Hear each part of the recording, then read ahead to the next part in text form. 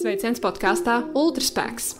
Šogad 23. augustā tika atzīmēta Baltijas ceļa 35. gada diena.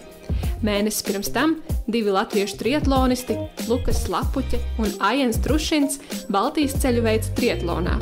11,4 km peldot, 575 km braucot ar riteni un 126 km skrienot, un to visu viņiem izdevās veikt 60 stundu laikā. Par to, kā un kāpēc radās šī ideja un kāds bija izpildījums, šajā epizodē pastāstīs viens no viņiem – Aiens Trušins. Aiena ultramaratona pieredzē ietilps tādi skrējieni kā 24 stundu skrējiens pasaules čempionātā Taivānā, kur viņš noskrēja 217 km. Vairāki 12 stundu skrējieni, 2 Rīga-Valmiera finiši, kā arī Eiropas čempionāts 24 stundu skrējienā Itālijā.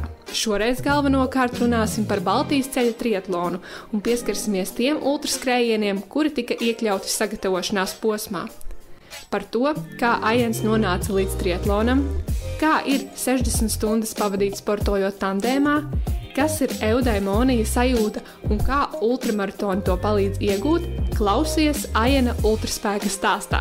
Vēl tikai gribēju pasveicināt abus puišus un pateikt, ka redzēju abus kopā skrienam dienu pēc sarunas, tieši tā, kā to epizodē piemin Aiens. Un tas bija kā lielisks papildinājums iepriekš dzirdētajam stāstam. Un ja tu pēc epizodes noklausīšanās vēlies arī vizuāli ieraudzīt, kā Aiens un Lukas veica Baltijas ceļa triatlonu, tad to skaties dokumentālajā filmā Vienoti brīvībā.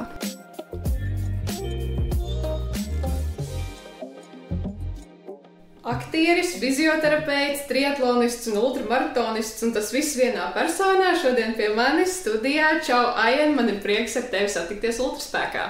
Čau, Ieva. Ar tevi ir tā. Tu esi pirmoreiz Ultraspēkā, bet dažās Ultraspēka epizodēs un arī pat aizkadrā tevi mani viesi piemin.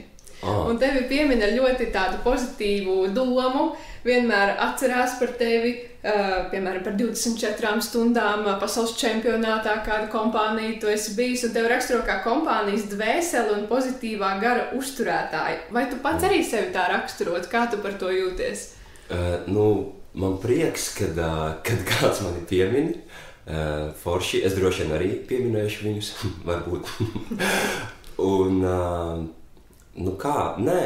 es vienkārši, droši vien, kad mēs esam kaut kur braukuši kopā uz tām 24 stundām, es, piemēram, esmu vienkārši kaut kādā savā elementā, un es izpaužos varbūt nedaudz savādāk, varbūt kaut kā, bišķiņ savādāk nekā citi.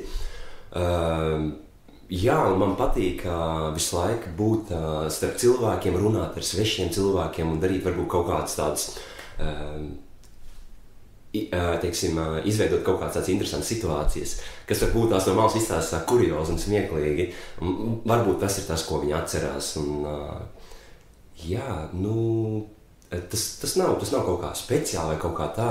Tas vienkārši kaut kā dabiski, nāk ārā, un tad es vienkārši ļauju tam plūst. Tu ļauj sev izpausties un droši vien pats no tā arī uzlādēji. Jā, absolūti, jā. Mhm. Jā, šīs vasaras sportiskais notikums ar tavu dalību, Baltijas ceļa triatlons, to es tā gribētu nosaukt. Pirms mēs ķeramies klāt visam par un ap tieši par šo pasākumu, pastāsti, kā tu nonāci līdz triatlonam, vai pirmā bija skriešana, vai riteņbraukšana, peldēšana, kā tevi ieinteresē vispār šī sporta disciplīna? Jā, pirmais sporta veids droši vien bija peldēšana mammai vedrā. Tur droši vien viss sākās. Pēc tam tā droši vien bija skriešana, vispirms jau velšana, rāpošana, un tad skriešana bērnībā. Es arī bērnībā biju diezgan aktīvs, un man patika dažādos sporta veidos piedalīties. Tiešām futbolā, basketbolā, cīņu sporta veidos, vieglatlētikā. Patika dejot arī bērnībā, tautiskajās dejās dejoju. Tā kā patika izpausties caur fizisko. Un riteņbraukšana kaut kā pienāca klāt, bet tas bija pavisam jau vēlāk. Vispār es iemācījos riteņbraukt tikai 12 gados. Un Jā, un Ričuku tad līdz tam tas pirmais triatlons bija, es atceros Tukumā, es vienreiz redzēju, jo bērnībā es dzīvoju Tukumā, arī kaut kādu laiku pēc, teiksim, pēc kaut kādiem tur pusauģu gadiem, laikam pat augstskolas laikā kaut kādu brīdi, kad es biju aizbraucis uz Erasmus, tad es atbraucu atpakaļ, man bija kaut kāds brīdis, kad es padzīvoju Tukumā, un tad es redzēju, kad notika triatlons mežā, nu tāds, protams, tāds sēts variants, īsā distance, ļoti īsa distance, tur supersprints pilnīgākais, tur varbūt jānopelt 100 metri, un es tā redzēju, wow, likās baigi interesanti, jo tieši Erasmusā es biju sācis tā kā praktizēt peldēšanu, nu tā, ar pareizu elpošanu, pirms tam es vispār par to nezināju, un vienkārši nebija tā interesēts. Un tad viens ugunsdzēsējs man, viņš teica, paklau, es tev esmu gatavs iedot savu Ričuku, un tu vari, pamēģināt piedalīties, un tad ar viņu kopā es aizbraucu uz Vaidavu, un tur bija tā sprinta, laikam, distance. Jā, un tur tad pirmo reizi es izmēģināju, pēc tam Ventspilī, jā, tā bija tā pirmā pieredze, un man ļoti forši, man ļoti iepatikās, man ļoti patika tas, ka es varu mainīt, ja, no peldēšanas, un vispār, kad peldot ir tā svaiguma sajūta visu laiku, kad ir tas ūdens, ka viņš visu laiku tevi atsvaidzina, un tas man dod nenormāli daudz tādu spēku, iekšējā spēku laikā sajūta, ka tu jūties tā kā no jauna piedzimis. Un pēc tam ir Ričuks, uz kuru tu jūti vēju, un tad ir skriešana, tā skriešana arī ir tas, ko es esmu tad visilgāk praktizējis, lai arī sāku peldēt jau mammai vēdrā. Tomēr pēc tam bērnībā un jauniešu gados es vairāk tieši trenējos skriešanā, bet tas nebija tā kaut kā tādi ļoti apzināti treniņi, vai es uz kaut ko gāju, tā nebija, es vienkārši man vienkārši patika iet ārā paskriet, uzlikt, klausīties mūziku, Jā, tas sākās varbūt neapzināti, bet tad kaut kādā brīdī tas noteikti nokļūst līdz es trenējos šīm sacensībām, vai man ir piedāvāts piedalīties šādās sacensībās. Kurā brīdī tu nonāci jānoskrien maratons? Īstenībā pirmo oficiālo maratonu es noskrēju tikai, man liekas, pirms 2 vai pagājušajā vasarā, vai aizpagājušajā vasarā, pirms 2 gadiem oficiālo, bet tieši tāpatās kā tu, teica man pirms tam virtuvē, kad mēs taisījām kafiju, ka tu arī skrēji tādu kā savu maratonu. Tādas arī bija skrējis, protams, treniņu variantos, es domāju, es biju skrējis tādus diezgan daudz, tagad, protams, ļoti jau vairāk, bet arī kādreiz, es domāju, es biju skrējis vienkārši tā, kā treniņu variantā. Tad pirmo maratonu man šķiet, es noskrēju tādu pusoficiālo arī Tukumā ar saviem Tukuma biedriem un draugiem. Jā, tas bija tas, bet es tur nebiju speciāli kaut kam baigi gatavojies, un tas bija vienkārši tā, šodien sestdiena, ir brīva diena, un tad mēs domājām, labi, jāuzskrien. Es vairs īsti neatceros, kāds pasākums tur bija tieši, bet bija, vai kaut kas varbūt atcēlās, es vairs neatceros. Bet tur es noskrēju, man šķiet tos 40, mamma pat diplomu iedevusi, atceros, bet laiku tur es vispār es neatceros, un tas arī vispār nebija svarīgi. Jā, maratona distance, bet tavā kontā ir arī daudz ultramaratonu, tos starp 24 stundu skrējienu, 12 stundu skrējienu. Kāpēc ultramaratons? Man vienkārši ir tā sajūta, ka tas man palīdz sevi izpaust, tas nenormālīgi manī attīsta disciplīnu, neatlaidību, tiecību, iekšēju spēku, tas man sniedz nenormālīgāko gandarījumu. Ir tāda frāze, ko es arī pats diezgan nesen dzirdēju, eudemonija, kas ir tāda iekšēja piepildījuma sajūta, esot harmonijā ar sevi, ko tu sasniedz caur ilgstošu un ilgstoši ieguldīt laiku, ilgstošu darbu. Un tad, un šie ultramaratoni, vai ne tikai ultramaratoni, bet, teiksim, kaut kādi izturības sporta veidi, kuros esmu ieguldījis, ilgu laiku, tie man sniedz to sajūtu, to eudemonijas sajūtu. To bija Aristoteles teicis, ja es pareizi atceros. Jā. Izturības sporta tātad veido šo te piepildījumu sajūtu, un viens tāds kārtīgs izturības pārbaudījums šī gada 19. jūlijā startējāt Baltijas ceļa triatlons. Kurā brīdī radās doma, kurā brīdī jūs sākat trenēties, pastāst par šo? Jā, nu tātad par šo domas vispirms rašanos, kā viņi materializējās.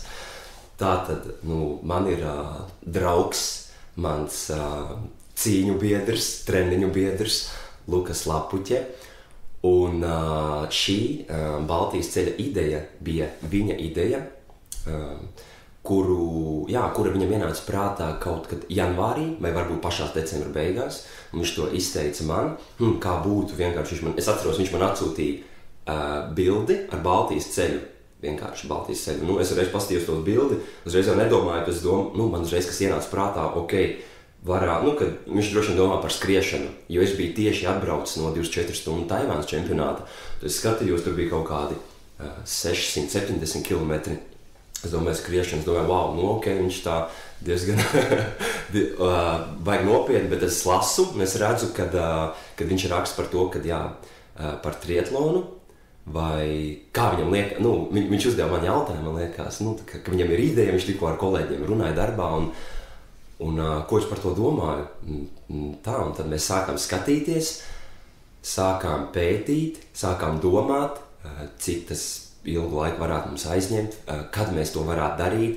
Baltijas ceļa 35 gadu jubileja, uzreiz likās, ka augsts nebijis, jo bija tā vēlme izdarīt kaut ko, kas nav izdarīts līdz šim, un tajā pašā laikā pārspēt sevi, iet uz kaut ko tādu lielāku, kaut ko augstāku par mums, kaut ko, kam ir tiešām tāda ļoti liela pievienotā vērtība. Un tad, mēs zinām, ka Baltijas ceļš tas ir mums vispār, Baltijai devis spēku, un ne tikai Baltijai, bet pēc tam arī tālāk, ir bijis Katalonijas ceļš, un arī Ukrainā ir bijis šis te brīvības ceļš. Un tad, tad mēs sākām pētīt, sākām domāt, un tas ir tas brīdis, kur mēs sākām arī nospraudām mērķi, ejam, tur mēs sākām kopā aktīvi trenēties, viens otru labāk arī iepazīt. Un tas bija ļoti interesants process vispār, tāpēc, ka mums bija viens mērķis, un tas mūs vienoja, un vēl aizvien tas mūs vieno, tagad mēs jau esam daudz labāk viens otru zinām, bet tā sajūta, ka tu zini, kad ir vēl cilvēki, kurš iet uz to tieši to pašu, ko tu, un kad jūs viens otru papildinat, tā ir ļoti spēcīga sajūta.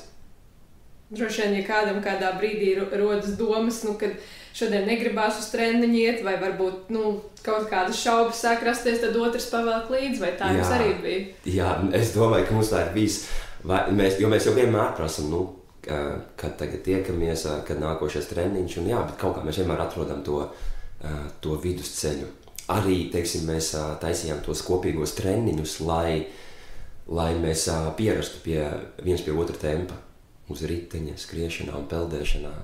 Vai, kad, skriešanā varbūt mums sanāca biežāk kopā izskriet, un varbūt riteni arī. Bet, lai mēs, pielāgotos viens otram. Cik bieži jums bija šie kopīgie treniņi, ja tu atceries? Es domāju, vairākas reizes nedēļā. Jā. Kā kur nedēļu, jo dažkārt viņš kaut kur aizbrauca, viņš bija, aizbraucis arī uz Maljorku vai uz vienu no salām, un, uz kaut kādām 2 nedēļām. Un tad es biju kaut kur aizbraucis, visu laiku tas viss kaut kā mainījās, bet tad, kad mēs abi bijām šeit Latvijā, tad mēs vienmēr sarunājām, rīt esam treniņi, varbūt tās 2 treniņi nedēļā, varbūt dažkārt 3, bet kaut kā par cik tas projekts bija. Viņš prasīja diezgan daudz laika arī visu uzrunāt cilvēkus, vispār uzrunāt televīziju un tad piesaistīt sponsorus, par ko, protams, paldies manam draugam Lukasam, jo viņš atrada ļoti daudz sponsorus. Un Jā, tas prasīja ļoti daudz laika, tāpēc mēs sazvanījāmies, sarakstījāmies, var teikt, katru dienu. Tāpēc arī mūsu draudzenes palika nedaudz greizsirdīgas. Nu jā, jums bija kopā jāveic šāds milzīgs pasākums, 60 stundas jums tas paņēma. Protams, līdz tam brīdim bija viens otram jāpielāgojas, jāsaprot, kurā brīdī varbūt kuram nāk kaut kāda deimoni ārā, vai kādiem pareiziem vārdiem motivēt, vai kurā brīdī paklusēt, vai ne? Jā. Kā tu atceries, kāda izskatījās treniņa nedēļa? Protams, viņas noteikti mainījās, bet apmēram, vai tu vari ieskicēt? Jā, tā tad, piemēram, tā treniņa nedēļa, teiksim tā, pirmdienas rīts, mēs izskrienam no rīta, agri no rīta no 7, teiksim, līdz 8:30. Tad otrdienā var, teiksim, peldam, teiksim, Ķīšezerā, kā piemērs, tad, kad jau bija siltāks laiks, nopeldam Ķīšezerā, pārpeldam vienkārši pāri un atpakaļ. Tas ir apmēram gandrīz 2,5 vai 3 kilometri. Tajā platumā viņš nav ļoti plašs. Tas mums paņem arī kādu stundu, varbūt bišķiņ vairāk. Kā kur reizi. Tad, piemēram,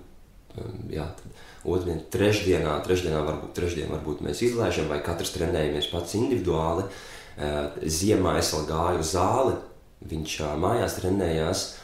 Tad mēs taisījām spēka treniņus.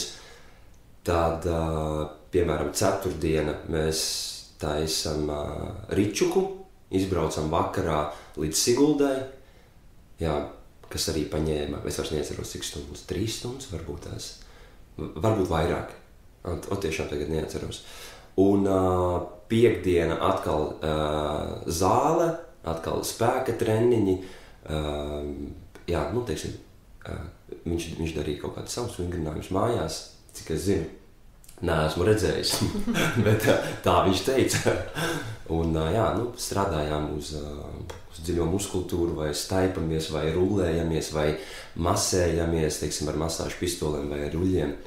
Un sestdien tad taisām garo treniņu arī kopā ar mūsu kolēģiem un arī ar mūsu treneri Māri Liepu. Lielas paldies, protams, viņam par to, kurš bija arī mūsu supports kopā ar viņa dēlu Artūru Liepu un, protams, Juri Vanagu, kurš mums pacels pārnos. Un tad sestdiena vai svētdiena tad ir viena no tām dienām, kad mēs taisam garo treniņu. Piemēram, nobraucam ar ričuku no Ādažiem, mēs braucām līdz pa Talliņas šoseju, neatceros vairāk līdz kurai vietai, bet arī 100 km, dažkārt 200 km, un pēc tam mēs vēl noskrienam vai 10 km vai 15, kā kur reizi. Dažkārt savukārt mēs sestdienā vienkārši taisījām garo peldēšanas treniņu. Diezgan iespaidīgs treniņu plāns, un ja tu tagad paskaties, kas bija grūtāks? Gatavošanās posms vai pats šis 60 stundu pasākums? Es domāju, ka gatavošanās, jo tā gatavošanās bija ļoti, ļoti ilgstoša, un patiesībā viņa pa mēnesi pat saīsinājās, jo mēs bijām to visu sākumā ieplānojuši darīt 23. augustā vai 21. līdz 23. Bet tad, kad mēs uzrunājām Go3 un atradām tātad mūsu producentus Lindu Pūli un Jānu Freibergu, liels paldies viņiem par to, ka viņi piekrita mūs atbalstīt, protams, un būt par ļoti lielu daļu no šī visa projekta. Tad mēs sapratām to, ka mums būs jāveic šī distance mēnesi agrāk pirms Baltijas ceļa, lai būtu iespēja izveidot filmu. Tāpēc noteikti šī gatavošanās, jo tiešām bija brīži, kad likās, wow, tagad mums ir par mēnesi vēl saīsināts šis gatavošanās laiks, un tie treniņi jau tiešām bija saplānoti. Un tas varbūt bija tas brīdis, kad likās, wow, kā mēs tagad vajadzēs varbūt uztaisīt vairākus garos treniņus un vajadzēja pārorientēties.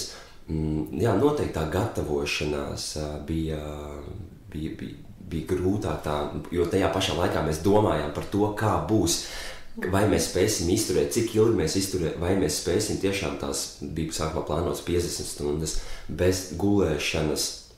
Un Jo par cik mēs nebijām veikuši tik garas distances, tas grafiks, tas arī bija tas grūtāk, tas visu laiku ievērot to disciplīnu, to neatlaidību, ka tev ir visu laiku uz to jāiet, un jo paralēli jau notiek visas citas lietas, jā, teiksim, ir visu laiku jāstrādā, ir gribās būt kopā, pavadīt kaut kādu laiku ar draugiem, ar ģimeni, ar draudzeni, gribās kaut kur braukt, ceļot, gribās atpūsties, bet tu saproti, ka nē, ja tev ir konkrēts mērķis, un tas ir kaut kas tāds, ko tu līdz šim neesi darījis, kaut kas lielāks par to, ko tu līdz šim vispār esi paveicis, tad jā, noteikti ir šīm raksturu īpašībām noteikti ir jāpaliek, un viņām ir tev jānes uz priekšu.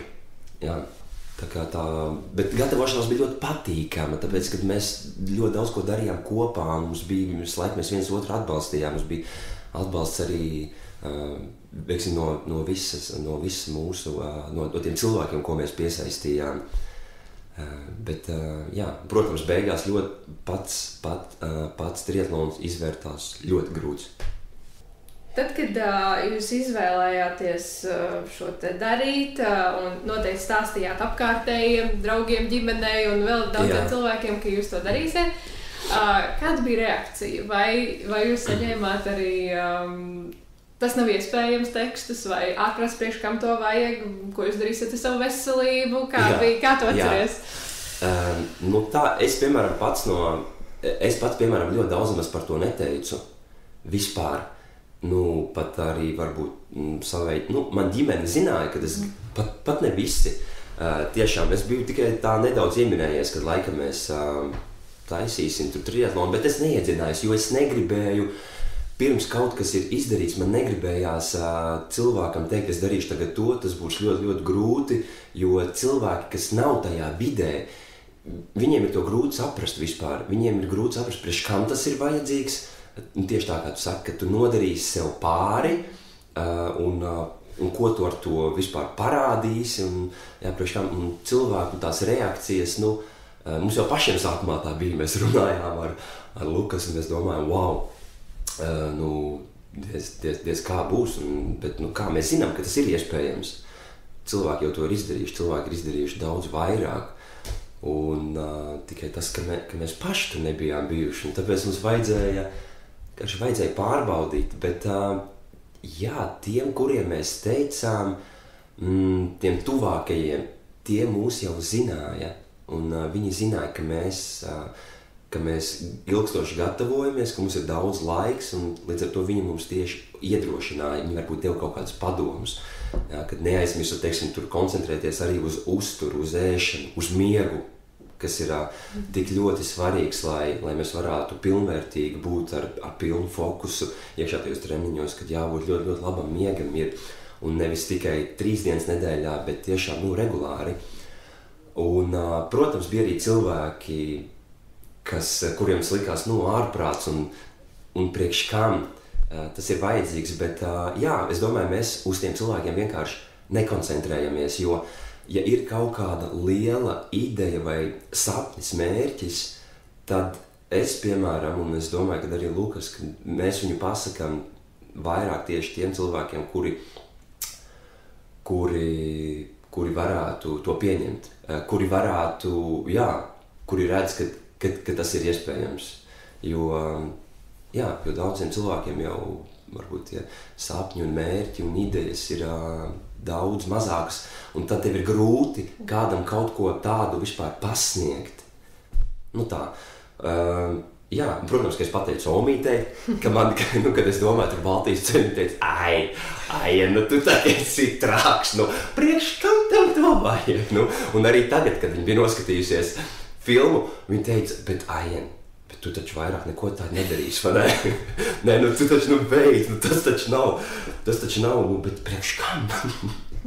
Nē, tad vēl viņa nebija filmu noskatījusies, es vienkārši mēs jau to bijām izdarījuši, un tad es viņu satiku, un tad viņa tā teica, beidz, taču nedari sev pāri, bet vienkārši, jā, kad citi cilvēki jau neredz to pievienoto vērtību un to, kādas tās garīgās īpašības tas tevī attīsta, kad tu izej cauri šādam gatavošanās posmam un vispār tas viss process kopumā, tas nenormālīgi tevi kā cilvēku sniedz tev ļoti daudz dažādas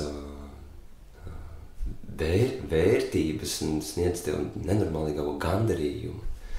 Jā, bieži vien jau savējie tuvākie vienkārši grib pasargāt. Jā, tieši tā. Lai uztraucās, un tas ir normāli, bet galvenais, lai ir tas balans starp to pozitīvo satraukšanos un varbūt to pasargāšanu un to iedvesmošanu un iedrošināšanu, ticēt un galvenais, tiešām, lai nav tāds nevelk uz atpakaļ tas satraukums. Tieši tā, jā. Un tāpēc tāpēc varbūt arī es biežāk izvēlos neteikt, vai arī es pasaku ļoti īsu brīdi pirms. Piemēram, arī šoreiz es pateicu, es biju vienreiz mammai izteicis to, kad mēs ar Lukasu, ka mēs trenējamies, ka mēs to gribam darīt, bet neko ne par distanci, arī ne to, ka mēs to darīsim bez apstājas, un tad tikai dienu pirms es viņai pazvanīju un pateicu, ka arī tad mēs darīsim Baltijas ceļu. 11,5 km peldot, 575 ar riteni un 126 skrienot. Jā. Kāpēc tieši šāds sadalījums? Jā, tātad pats Baltijas ceļš ir skatoties pēc dažādiem avotiem, ir apmēram 670 km, bet citos avotos viņš ir arī nedaudz garāk, 690 vai pat 700 km. Un šāds sadalījums, tāpēc, ka tad, kad mums radās šī ideja un mēs sākām pētīt tās garumu, mēs domājām par triatlonu distancēm, domājām, kā to varētu, kā tad mēs tagad šo distanci sadalīsim. Un tad, pieliekot dažus kilometrus, mēs sapratām, kad sanāk trīskārša Ironman distances garums. Un tad mēs domājām, ja reiz tas Baltijas ceļš ir, var teikt, principā tiešām kā trīskārša Ironman distances ceļa garums, tad mēs tā arī sadalījām. Tāpēc arī ir tie 11,4, 500, cik mums laikam sanāca 75 vai 580 tie kilometri. Riteņbraušanā sanāca varbūt nedaudz vairāk. Un skriešanā varbūt tur neatceros kilometru vai kaut cik mazāk. Bet tas mērķis bija pielāgot šo Baltijas ceļa garumu trīskāršam Ironman distances ceļa garumam. Tad, kad tev pirmo reizi Lukas atsūtīja šo te Baltijas ceļa bildi, un tā pirmā doma bija, ka viņš grib, lai jūs kopā noskrietu to visu, bet tomēr jūs izvēlējāties veikt šo te triatlonā. Kā tev šķiet, kas tev patiktu labāk? Vai tu par to esi domājis? Vai tikai skriešana, vai bija forši, ka bija tā pamainīšana šīm te trīs sporta disciplīnām? Kāda ir tava secinājuma par šo? Es domāju noteikti, ka lielāka dinamika ir, teiksim, veicot šo triatlonu. Tāpēc, kad ir 3 dažādi sporta veidi, pavisam dažādas pieredzes, pavisam tu jūties ūdenī pavisam savādāk nekā skrienot vai nekā braucot ar ričuku. Noteikti, un arī, teiksim, laika ziņā, par cik mums bija šī ideja izveidot filmu, mēs sapratām to, ka, ja mēs gribam to izdarīt šajās 50-60 stundās, tad tam ir jābūt triatlonam. Par filmu? Kam radās doma, ka vajag filmu par šo? Doma radās jau pašā sākumā. Sākumā bija tā, ka mums likās, ka vajadzētu filmēt. Vienkārši, ka vajadzētu uzfilmēt. Es domāju, varbūt tās paši piesaistīsim. Tā bija tā ideja sākumā. Paši uzrunāsim kādu režisoru, operatoru, paši atradīsim komandu, pēc tam ieliksim YouTube.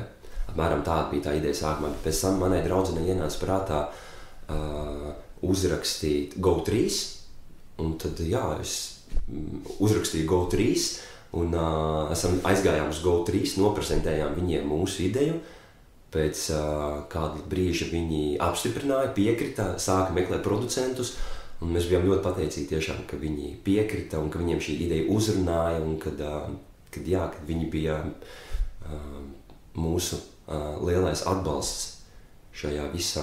Un, tur arī radās šī filmas ideja, un paldies režisoram par to, ka viņš uzņēmās režiju šai filmai, un par cik tas viss notika ļoti pēkšņi arī, jo tas projekts tika apstiprināts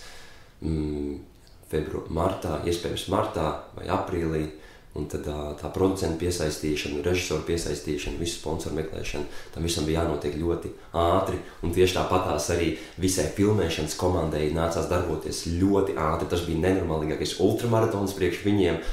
Tā kā milzīgi pateicība par to visiem operatoriem, visiem iesaistītajiem un montētājai Elīnai arī, protams. Jā, ļoti daudz cilvēku tika iesaistīti šīs filmas Vienota brīvībā izveidēji, jo bija tikai mēnesis laiks, lai to izdarītu, un tas bija tiešām ultramaratons, un mēs visu laiku arī par to runājām, ka tagad mēs pabeidzām mūsu ultramaratonu, un tagad visiem šiem te radošajiem būs ļoti smagi jāstrādā, lai viņi izveidotu filmu. Tieši tādas pašas negulētas naktis kā jums. Jā, absolūti, jā, montētājiem nenormālīgi skaņu, visiem skaņu speciālistiem, dizaineriem, ļoti, ļoti liels darbs ieguldīts. Tajā visā tika arī Dagambas, Baltijas ceļa mūzikas, dziesmas, aranžie, ļoti daudz cilvēku tika piesaistīti, lai to izveidot ļoti, ļoti īsā laika sprīdī. Tas ir tas, cilvēks sadevās rokās, lai tas notiktu, tā mēs to redzam, un jā, deva savu spēku, savu balsi, savu dzīves pieredzi, jā, lai tas izdotos. Viens ir par to domāt, kad tas tiks filmēts, kad jūs šo veiksiet, un viens ir, kad noteikti tas notiek realitātē. Jā. Kā bija? Kad top filma, vai tas tā kā stāvēja vienmēr apziņā, vai varbūt nogurums ņem virsroku, un varbūt tas pat kādā brīdī traucē, vai kā bija tieši šis process, ja mēs runājam tieši par filmas tapšanu? Jā. Filmē mūs visu laiku, tā kā visas 60 stundas nē, bet patiesībā tas safilmētais materiāls bija ļoti daudz, apmēram es pareizi atceros, ap 40 stundām. Tā kā no šīm 40 stundām nācās izvēlēties šīs dažas minūtes, kuras salika arī filmā.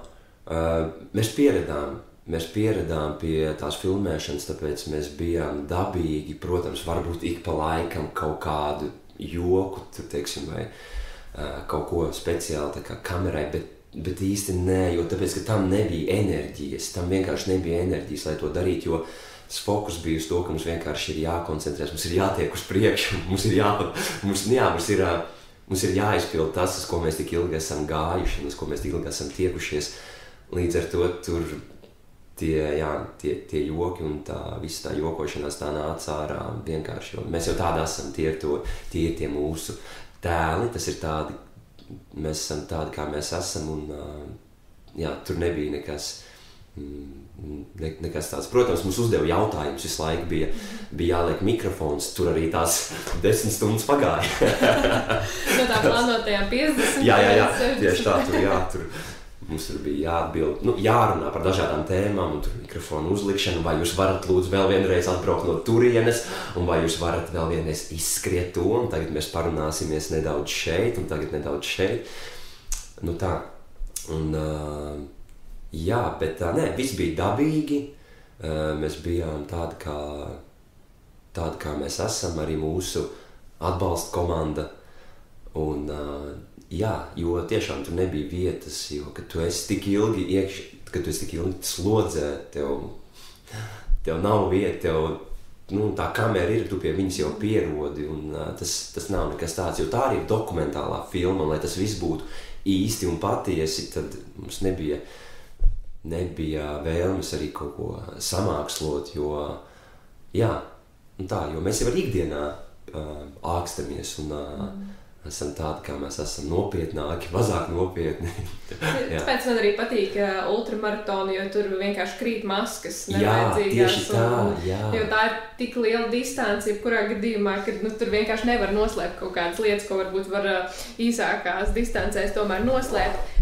Viens ir, jūs, protams, piedzīvojāt visu no A līdz Z, šis 60 stundas, bet kā bija pēc tam to skatīties no malas, redzēt, kā režisors to ir sapogājis? Kādas bija sajūtas?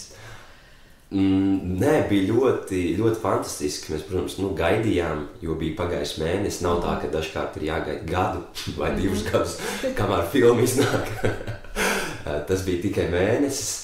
Un bija interesanti redzēt, protams, to viņa pieeju un vispār to visu, kā cilvēki sadevās rokās un tik daudz ieguldīja laiku un darbu, lai tas viss īstenotos. Un, jā, bija tiešām, jo mēs jau arī nezinājām.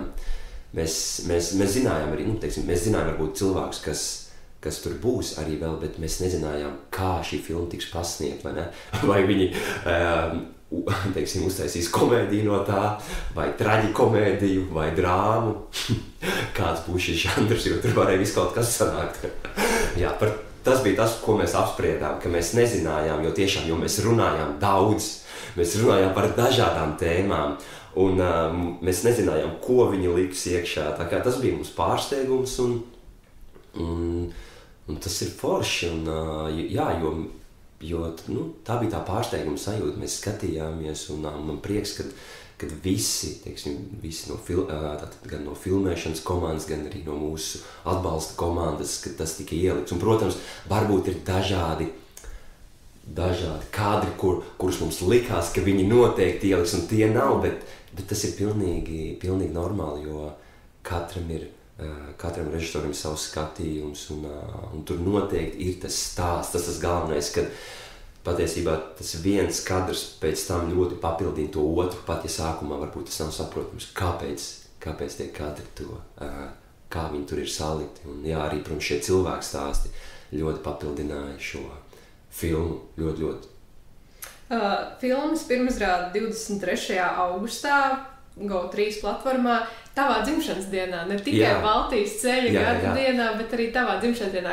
Kā tu atceries savu dzimšanas dienu šogad? Droši vien bija citādāk nekā citus gadus. Jā, noteikti bija citādāk. Savā dzimšanas dienā es atrados Katalonijā pie savā Erasmus itāļu drauga un arī šīs Katalonijas draudzenes. Jā, mēs bijām kopā arī ar manu draudzeni. Tur mēs sagaidījām, mēs bijām aizbraukuši uz kalniem Francijā, Francijas Dolomītos, vai neatceros. Jā, mēs bijām tur un tur mēs sagaidījām. Tā kā filmu es nemaz tad neskatījos. Mēs filmu noskatījos laikam tikai 25. man šķiet datumā, ja es pareizi atminos. Jā. Tā kā, jā, mēs gājām pārgājienā, bijām kalnos, peldējos kalna ezerā, tā sajūta vienkārši, tas dzestorais ūdens, un kad tu peldi, un kad tu redzi kalnus, tas ir nenormālīgi iedvesmojoši, tas dod tādu, tiešām ļoti tādu spēku, jā, piepildījumu sajūtu. Vēl nedaudz atgriežoties pie treniņu plāna, tu teici, ka viss, protams, bija pakārtots šim te lielajam mērķim, bet pa vidu arī, es nezinu, vai tu to teiksi, ka tas bija treniņu plānā vai kā, bet bija arī Rīga Valmieras sacensības, vai tas bija arī kā treniņš domāts šim te, gatavojoties šim te Baltijas ceļa triatlonam, vai tomēr sacensības ir sacensības, un tas vienkārši tur bija pa vidu tā?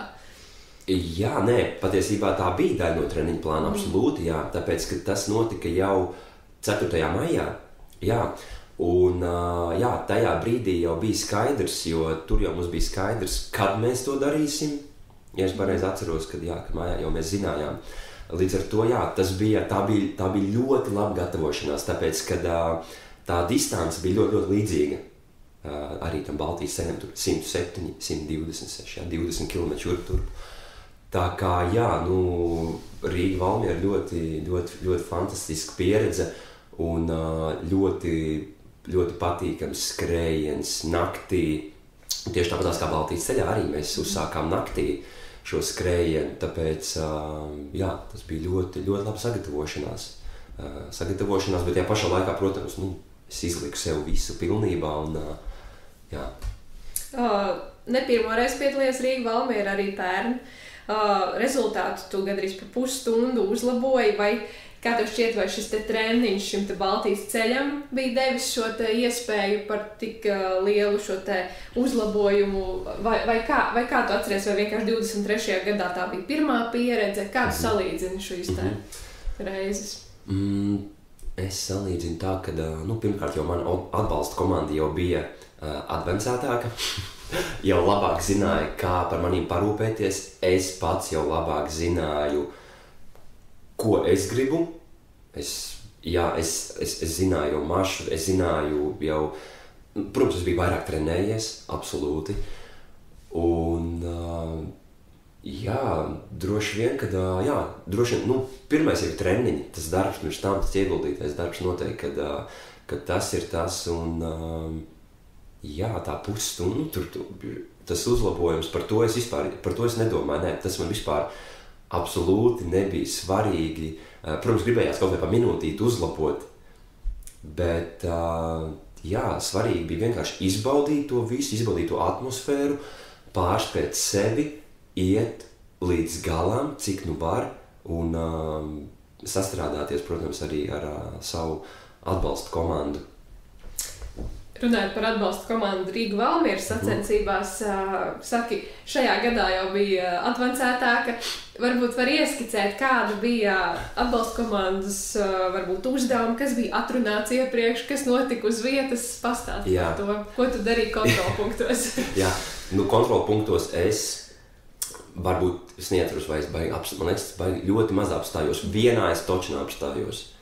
Varbūt kad divos, bet vienā, Tātad, kas bija jādara, viņiem tātad bija jāsamaina mana skriešanas somiņa sistēma, ūdens sistēma, kas bija, protams, jau mēs bijām jau izrunājuši visu, kā tas notiks. Viss bija bija jau jābūt saliktām sāles tabletēm, želejām, tolts papīram, par ko nevar aizmirst. Tā dažkārt tas dažkārt paņem pāris minūtes no manas skriešanas, jo sakļošās vēders, kas, protams, ir skrējiem ļoti, es domāju, diezgan tipiski. Un ar masieru ātri iziešanu cauri, tas kā tiešām Formulas 1 pitstops, kad tu pieskrien, viņi jau uzreiz zina, ka vajadzēs vai kvadriceps, vai hamstringus, vai ikrus. Ātri iziet cauri, nopūst ar augsto gaisu, kas man parasti ļoti palīdz. Līdz šim vismaz tā sajūta ir tāda, ka palīdz, un es jūtos krietni vieglāk. Ūdens uz galvas, tās ir tās lietas, ko mēs esam atrunājuši un ko viņi jau zina, jo viņi arī pagājuši gadu man, pagājuši gadu bija mani atbalstītāji Elīna, Juris un Helenčiks. Tā kā, jau viņi zina, jau viņi ir eksperti, un tieši tāpēc arī Juri mēs paņēmām Juri Vanagu, mēs paņēmām arī Baltijas ceļam, jo viņam jau bija šī pieredze, mani atbalstot, līdz ar to viņš bija ļoti, ļoti izcils kandidāts, lai kopā ar Māru un Artūru Liepām mūs atbalstītu un būtu tiešām ļoti, ļoti spēcīga palīdzība. Ļoti labi, ka tu to pieminēji, jo es tieši gribēju jautāt, kā jūs atlasījāt šo te atbalsta komandu tieši Baltijas ceļa triatlonam, jo arī atbalsta komandā ir milzīga nozīme, lai viss notiktu kā vajag, un arī šiem te atbalstītājiem ir jāpārzina skrējumu, triatlonisti no A līdz Z, lai saprastu jau pēc sejas izteiksmes, ko vajag un ko nevajag. Kā tu atceries, vai Baltijas ceļā viss gāja pēc plāna ar atbalsta komandu, vai kā bija? Vai gāja pēc plāna, to jau mēs redzam tagad gala rezultātā. Piemēram, Busiņš bija diezgan nekārtīgs, es atzīšos, ka arī profesionālai atbalstītājai būtu par ko parunāt viņiem. Bet kā tu atceries? Noteikti jau, protams, viss gala beigās ir pozitīvi, mērķis ir sasniegts, bet varbūt ir kaut kādi notikumi, ko tu atceries. Notikumi, kā mēs viņus atlasījām, tad, kad Māris un Artūrs Liepa, mums vajadzēja kaut kādu spēka simbolu, kas mūs sazemē, liepas, kas mums dod šo zemes enerģiju, un Juris Vanags, mums vajadzēja kādu, kurš mūs paceļ pārnos. Pēc tā mēs izvēlējāmies pēc uzvārdiem. Bet, nopietni runājot, tad Māris, treneris, arī triatlona treneris, Trikani, triatlonu klubā. Tātad viņš jau trenēja Lukasu jau vairāk kā gadu. Lukas tātad sāka ar viņu kopā trenēties. Savukārt, jā, es Māri zināju, arī tātad jau biju viņu iepazinis dažādos triatlona pasākumos. Un arī es pie viņa vērsos kā pie trenera, un viņš palīdzēja man ar peldēšanu. Un arī mēs kopā ar tātad šos riteņtreniņus veicām. Vispār viņš man visādi daudz padomus deva, bet visvairāk, protams, arī peldēšanā. Vispār viņam ļoti liela pieredze no triatlona, līdz ar to viņš varēja ļoti daudz ko mums palīdzēt. Un Artūrs Liepa, tātad triatlonists, Latvijā ļoti zināms, protams. Arī viņam arī ļoti liela pieredze triatlonā. Viņš ir labākais Latvijas triatlonists, un varbūt es kaut ko saku nepareizi, ļoti atvainojos, bet manuprāt, viņš ir arī viens no labākajiem Baltijā un Eiropā, arī ar ļoti lielu pieredzi, un arī viņu es iepazinu triatlona sacensībās, un tad mums likās, viņam ir tā pieredze, un viņš ļoti daudz ko zina, jo viņam ir tāda ļoti augstas klases arī pieredze. Viņš ir piedalījies gan pasaules, gan Eiropas čempionātos, un vispār viņš ir baigi labais čeks, viņam ir ass prāts, viņš ir atjautīgs, un mums likās baigi labā kombinācija. Uztver jokus, kas ir ļoti svarīgi. Jā, tieši tā. Jā, tad mēs viņus visus salikām kopā, un tā mēs arī viņus, jo mēs viņus zinājām. Viņi zināja mūs, viņi zināja, kā tas ir, kādu atbalstīt, jau kaut kādos šādos te pasākumos no savām privātajām pieredzēm. Un tāpēc mums likās laba kombinācija, kad arī viņi ļoti zināja visu kaut ko, teiksim, par riteņiem, Mārķis ļoti labi orientējās tur. Vispār par visu tehnisko, Juris arī tieši tāpatās. Ja kaut kas noiet garām, tad mēs zinājām, ja kaut kas notiksies, tad mums būs cilvēki, kuri točni zinās, kas ir jādara. Ja? Varbūt Juris nav skrējējs vai ultraskrējējs, bet viņam šis tehniskais prāts, viņš ir arborists, viena no viņu, teiksim, profesijām. Viņš ļoti, ļoti labi orientējās tādos visos tehniskajās lietās. Viņam ļoti labi arī prāts funkcionē, ļoti labi vēsturi zina, cik viņš ir studējis vēsturi. Tad es domāju, mums vajadzētu kādu tādu, kurš arī vēsturi zina labāk kā mēs, Tā kā, manuprāt, ļoti laba kombinācija. Kā viņiem tur gāja trietā, tas ir cits jautājums, vai ne? Bet, jautājums izvērtās nedaudz plašāks, kā tās uzdotais, bet, protams, kad viss kaut kas, ceļš, kā jau tu teici par busiņu, tas bija vienkārši kosmos, kas tur notika, jo no paša sākuma tātad tas viss notika, mēs atbraucām dienu tātad pirms šī te Baltijas ceļa. No rīta viss tika samests busā, visas iespējamās mantas, tu vari iztēloties, gan suporta, gan mūsējās ēdieni, ričuki, visas maiņas, drēbes.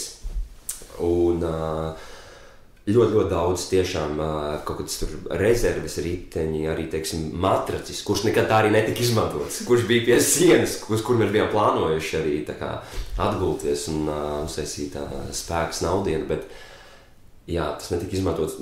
Bija nenormālīgākais haoss, tur tiešām viss bija pazudis, neko nevarēja atrast. Un tur arī tas laiks aizgāja. Tur ir tās 10 stundas. Tas bija tiešām kuriozi. Brīžiem jau tiešām bija tā, ka, it kā bija gan bēdīgi, jo bija brīži, kad, come on, kad vajag vienkārši mums tagad vajag, kur tas viss ir. Mēs atbraucam, mums ir nākušies checkpoints. Mums liekas, ko viņi ir darījuši? Tā kā, kāpēc nav gatavas mantas, kāpēc nav mums tur jau salikts kaut kas, zeķes vai maiņas, bikses atrasts, jo tu jau zini, ka tajās garajās distancēs viss mainās, vai ne? Viss mainās, un tas prāta stāvoklis arī mainās, un brīžiem tev gribās vienu lietu, brīžiem ir augsts, tad ir karsts, tad gribās kaut ko samainīt. Tieši tāpatās arī tur, bet galu galā mums tika izveidota sistēma, mums bija katram savu kasteri, Lukas, mums bija katram savs ēdiens, tas bija jau no sākuma. Vienmēr Māris ar Artūru, un viņi mums jau bija visu laiku recovery drinks, bija izotoniskais dzēriens, bija batoniņi, viss tika nodrošināts. Paldies, protams, mūsu atbalstītājiem, MySportam un pulsometram par to, un arī, protams, par šiem oriģinālajiem tērpiem, Mintprintam. kas mums izveidoja šos te oriģinālos Baltijas ceļa dizainētās formas. Jā, komanda bija fantastiska, tiešām, pozitīvas emocijas, visi bija uz viena viļņa, pat ja viņi mums lika iet gulēt, es atceros, bija tās brīdis, kur mēs negribējām iet gulēt, jo nebija iespējams aizmigt, bija vienkārši pārāk liels tonus.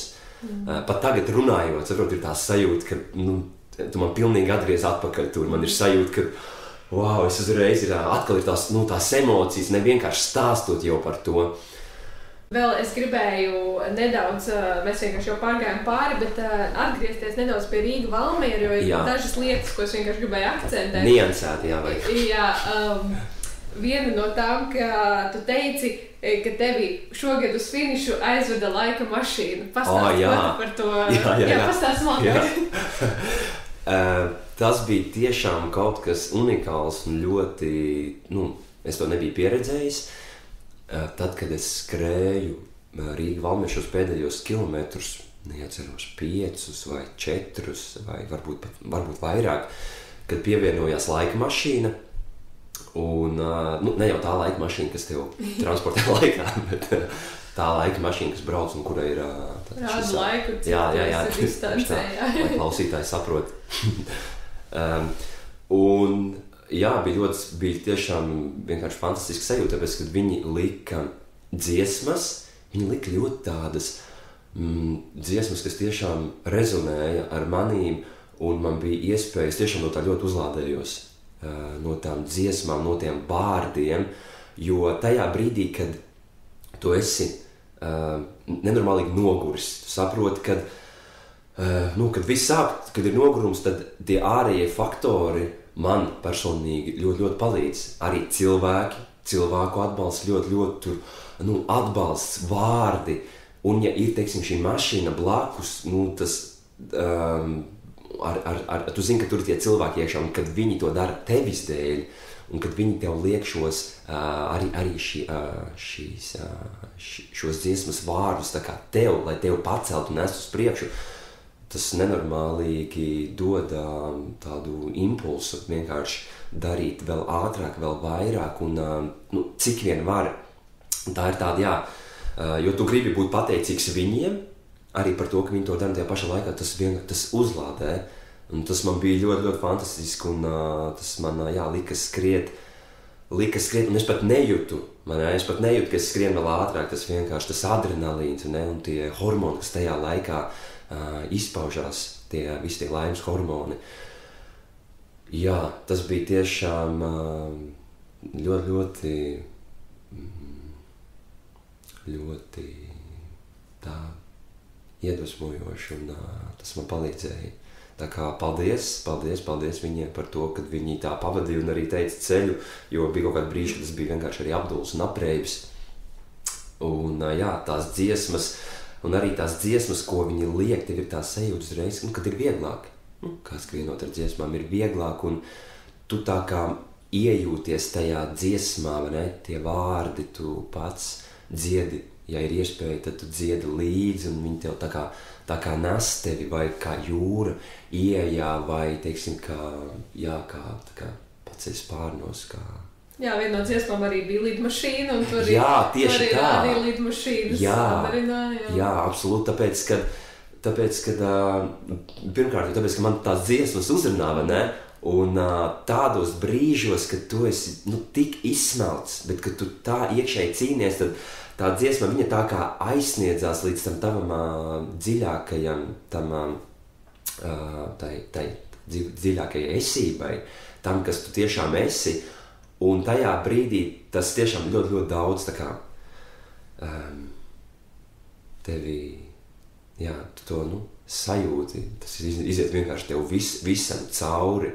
Tā kā absolūti, un lidmašīnas simbols pats par sevīm ir arī kaut kas tāds, kas man vienmēr no bērnības ir palicis atmiņā. Es ļoti bieži sapņos redzu lidmašīnas.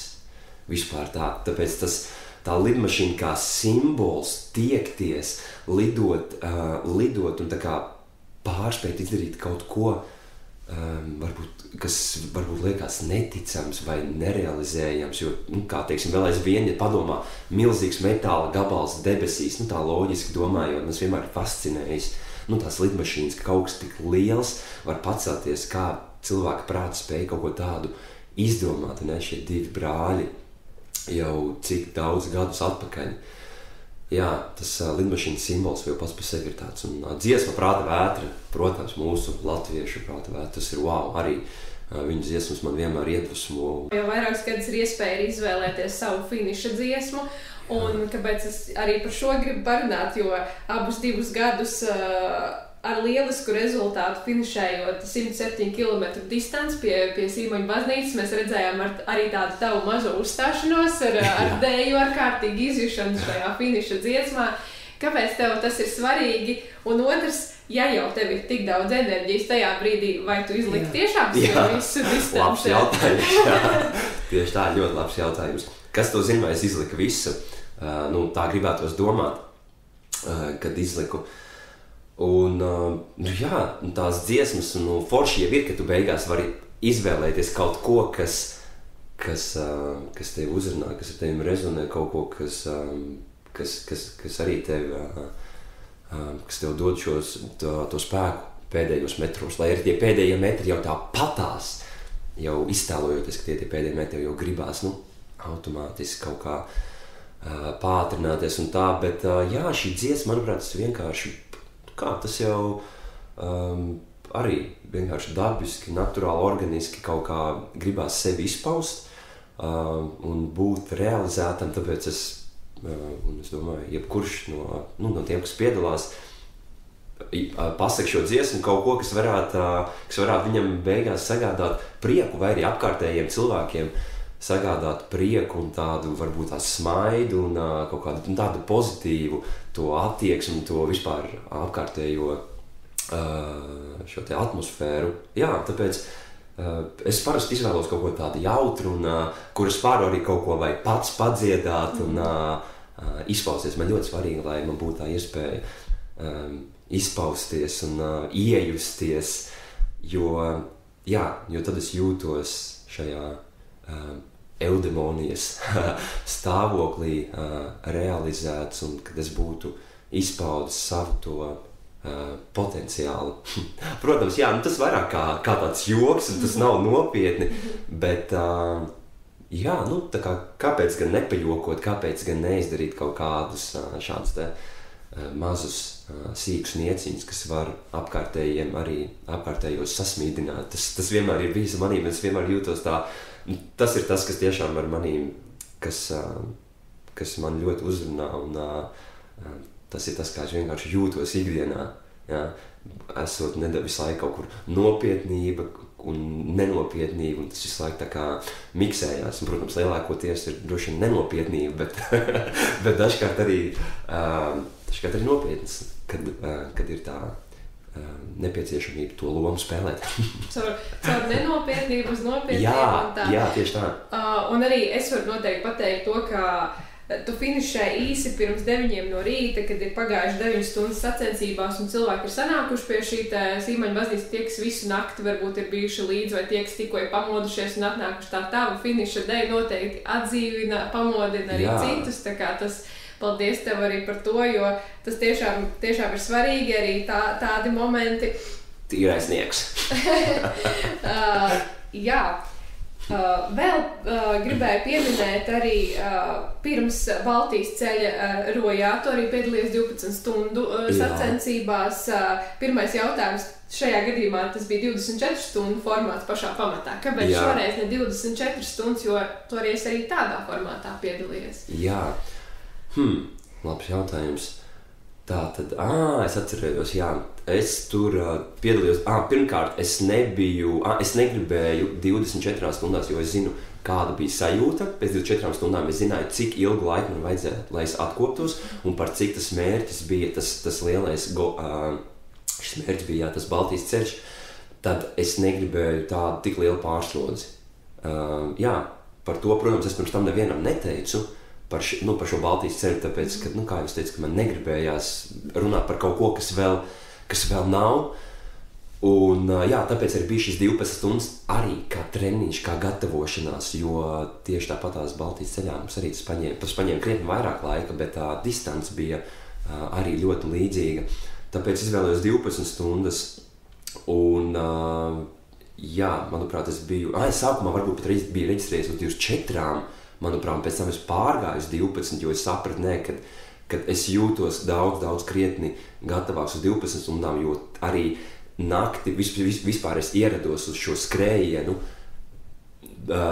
Teiksim, viņš tātad sākās, neatceros cikos, 8 vakarā laikam, vai vairāk neatceros.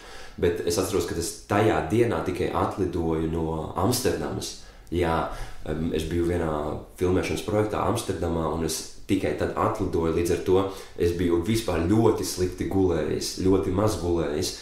Un, jā, bet viss izdevās, un protams, es jau tur ļoti taupījos, un es jau tur neskrēju, es jau tur tā pamierīgu.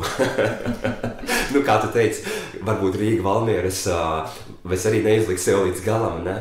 Tad, jā, te jau arī es tā ļoti mierīgi, un patiesībā es varēju vēl 100 noskriet. Nē.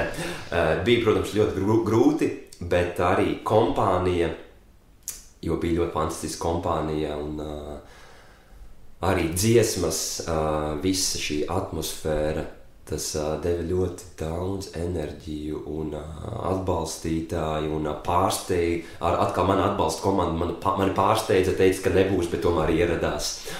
Un jā, tiešām bija ļoti labs skrējiens, izdevās arī pārspēt sevi. Tā kā, jā, ļoti labi atceros šo piedzīvojumu 12 stundu garumā. Ļoti labā tātad šī sajūta pēc garša. Noteikti arī tas, ka pa vidu šajā treniņu plānā bija arī tādas sacensības, kas arī kā ir daļa no treniņu plāna, bet tomēr cilvēki kopā, tomēr pasākums. Tas noteikti arī iedeva kaut kādu to pievienoto vērtību, gatavojoties un domājot par šo te Baltijas ceļu triatlonu, kā tu atceries. Jā, absolūti.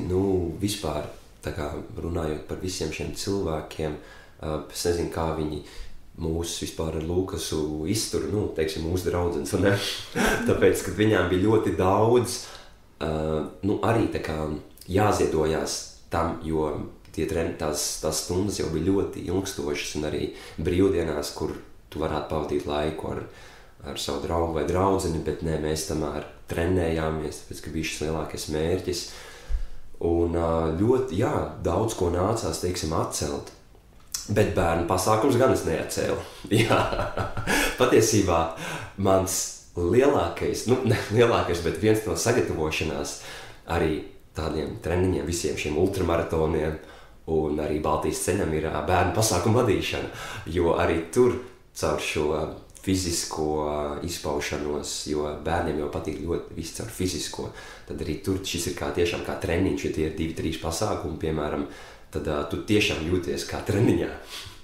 Jā. Atgriežoties pie Baltijas ceļa triatlona, par tādām varbūt tehniskām lietām, kā ar uzturplānu, želejas, parastais ēdiens, kā jūs miksējāt? Jā, miksējāmies visu kaut ko, bet, protams, mums bija želejas, pateicoties MySportam un pulsometram. Tie mums nodrošināja šīs želejas. Un arī proteīna batoniņi. Tātad, jā, mums bija tātad satelīts, mēs izdomājām jau, cik mēs ēdīsim, tātad līdz šiem 60 gramiem ogļhidrātu stundā, plus tātad tās ir 3 želejas stundā, tik daudz mēs, manuprāt, neuzņēmām, jo mēs papildus vēl ēdām, piemēram, banānus, atceros sākumā daudz, arī proteīna batoniņus un šos ogļhidrātu arī kā batoniņus, kā auzu pārslu batoniņus. Bet viss noteikti bija sadalīts katrā apstāšanās reizē, lai mēs paši neaizmirstu, jo tas prāta stāvoklis bija tāds, tu biji tādā ļoti tā kā eiforijā, ne? Ļoti eiforijā no šiem visiem laimes hormoniem. Tā eiforija bija, viņa bija tāda, ļoti tā sajūta, tā pacilāža, kā saka, runner's high, vai ne? Šī skrējēja labsajūta. Jā, viss bija sadalīts želejas, kad mēs ēdam želejas, tad pēc kaut kādām 5 stundām laikam, tad arī tur bija tā pirmā tāda ēdiena reize, kur mums pagatavoja makaronus, jā, tad vārītus makaronus, maizi, tā kā visu laiku bija, un tādas ēdienreizes, kurās bija tāda kvalitatīvāka pārtika, kas ir domāts kā ikdienas pārtika, tās bija ik pa vairākām stundām, 5, 6 stundām. Patiesībā ļoti tas mainījās. Tas bija tā, ka mēs sakam, ka tagad pēc 2 stundām mēs gribēsim makaronus vai tur avokādo maizi, vai tas mainījās, bet želejas visu laiku ar mums bija, tiešām tās mēs visu laiku ēdām, un es arī pats nobrīnījos, kad mēs līdz pašam galam spējām izturēt, un pat nepalika tik ļoti slikta dūša, kā dažkārt tas ir. Jo sākumā mēs tā želejas vairāk ēdām, pēc tam jau samazinājām varbūt uz 2 želejām stundām, vai pat kaut kādā brīdī varbūt 1 želeju, miksējot to visu laiku, protams, kopā ar ūdeni un ar šo te proteīnu dzērienu, recovery drinku, kuru mēs visu laiku dzērām arī apstājoties, katru reizi apstājoties uz riteņa. Es atceros, ka Māris vienmēr mums iedeva, dzer. Un tas bija tā kā vienmēr un izveidojās tā kā sistēma. Ok, mēs tagad padzeramies, vai arī tos pašus elektrolītus dažkārt, kad negribējās, bet lai neaizmirstu, jo pēc kaut kādām 24 vai pat 30 stundām tas prāts bija tik apdulis, tāds jūties pilnīgi tā, ka brīžiem jau es vairāk nevarēju uztvert, tur Lukas kaut ko jokojās, man kaut ko teica, man likās, ko vispār, pa ko viņš runā, kad nevarēju iebraukt. Bet pēc tam atkal atgriezās tā sajūta, ok, viss labi, es esmu atpakaļ ierindā, un Es domāju, tas ir tikai normāli, tas tomēr bija tāds pamatīgs pārbaudījums ļoti daudz stundu garumā. Runājot par uzturu, man vienmēr patīk par uzturu parunāt šajā podkāstā, jo bieži vien es dzirdu kaut kādas jaunas lietas, ko katrs pamēģina. Man šķiet, es varu iedvesmot citus pamēģināt savā uzturā kaut ko. Es domāju tieši par sportiskajiem notikumiem, jo nevienmēr visiem tas strādā un tas strādā.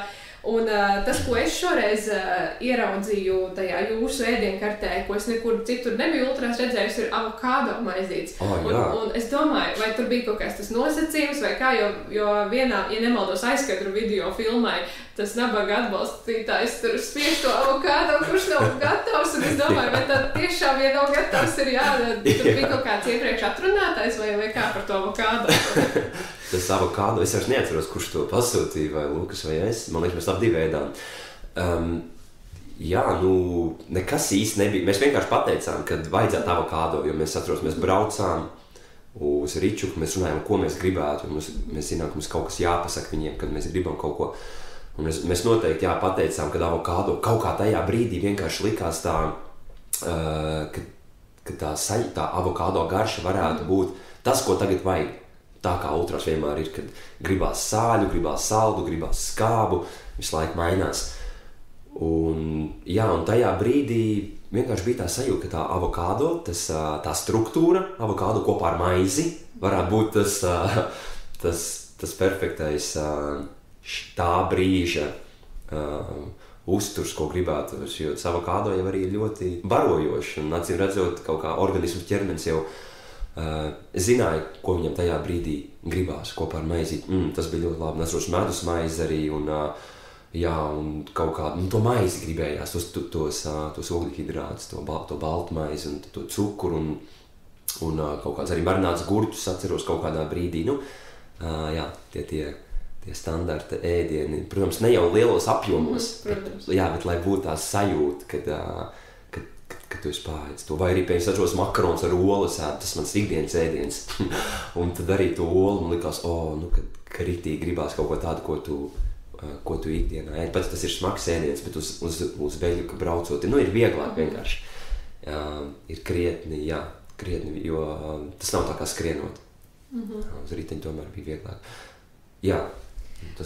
Runājot par miegu, tieši šajā piedzīvojumā, šajās 60 stundās, es saprotu, ka treneris gribēja, lai jūs gulētu vairāk. Kā bija realitātē pastāstīt? Sākumā viņš gribēja, lai mēs guļam vairāk. Pēc tam, man liekas, viņš jau teica, davai, uz priekšu aiziet. Kad ir jādodās, ka mums ir jādodās, jo tad mēs bijām baigi noguruši. Sākumā bija pēc pirmajā naktī, bija tā, ka viņš teica, ka tagad jums ir jāpaguļ 2 stundas. Viņš teica, mēs guļam 2 stundas, bet mēs atgulāmies tur, cik tur bija tā vieta, ļoti, ļoti minimāli. Mēs uzlikām arī šos te limfodrenāžu zābakus, Bet vispār nevarējām aizmigt. It kā bija tumsa, bija klusums, bet, jo mēs bijām, tas bija pirmās 12 stundas, un mēs zinājām, ka vēl ir ļoti tāls ceļš priekšā, bet tik un tā prāts viņš vienkārši kaut kā neatlaida tajā brīdī. Un mēs sapratām, ka tas nozīmē, ka mums ir tagad jāturpina, un tad, kad mēs gribēsim, tad arī mēs iesim gulēt. Jā. Tā kā man liekas, ka viņi paši gribēja gulēt. Jā, viņi paši bija ļoti noguruši. Viņiem jau droši vien tas bija pirmais brīdis, kad mēs viņiem bijām apnikuši. Un tāpēc, kad bija milzīgs hauss tajā brīdī, un bija vēls, un visiem gribējās gulēt, visi bija noguruši. Tā kā, jā, viņi iespējams gribēja krietni vairāk gulēt par mums. Jā, jūs pieņēmāt šo te lēmumu, ka jāturpina, un tad arī tāpat par uzturu, ka to, ko gribās, to ēdam, tāda ieklausīšanās sevī un droši vien tajā pašā laikā apzināšanās, kas vēl ir jāizdara, visu laiku tas balanss, vai ne? Absolūti, jā, absolūti visu laiku bija tāda, mēs zinājām to ogļhidrātu daudzumu, kas mums ir jāpēd, zinājām visu laiku, kad ir jādzer, bet visu laiku noteikti tā ieklausīšanās sevi, jo bija brīži, kad mums atceros, ka teica, rekur, ņemiet to proteīnu dzērienu, bet vienkārši, ka negribas, ka tu zini, ka tu iedzers un ka tu izvemsies.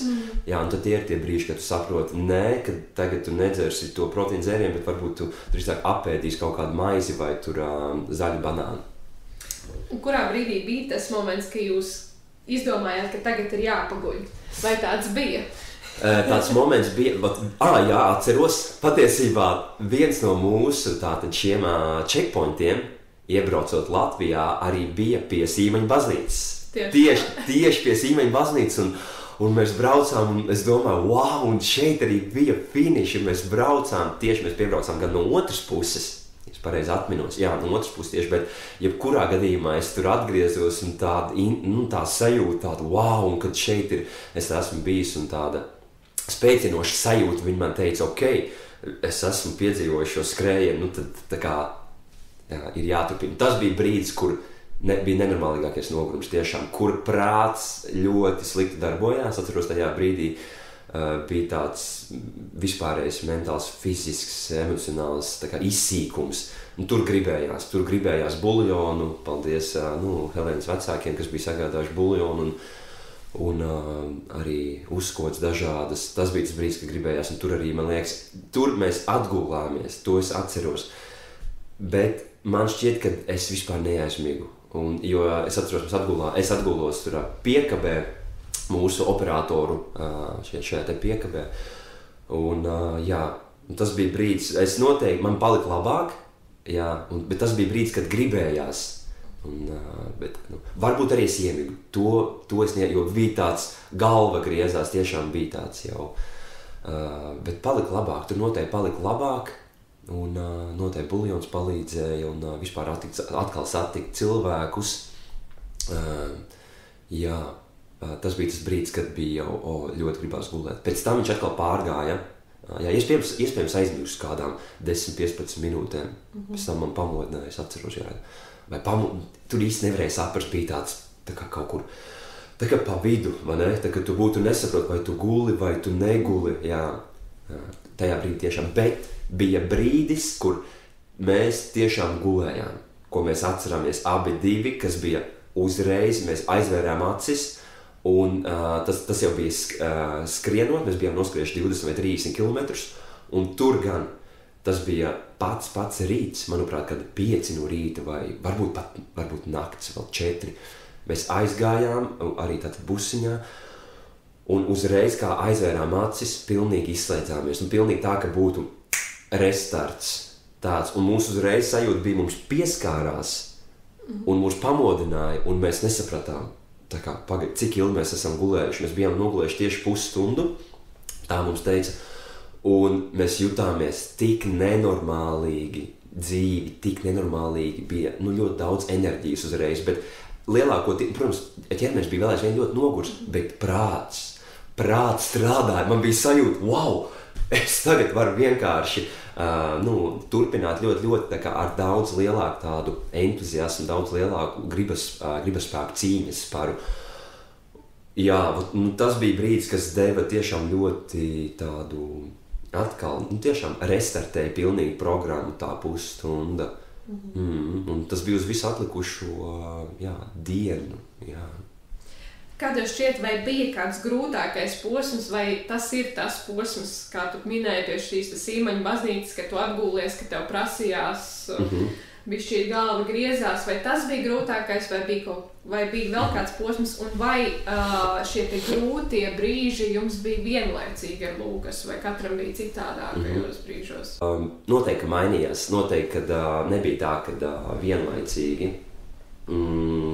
Nebija tā, ka vienlaicīgi. Es domāju, ka viņam, teiksim, varbūt ar riteni braucot bija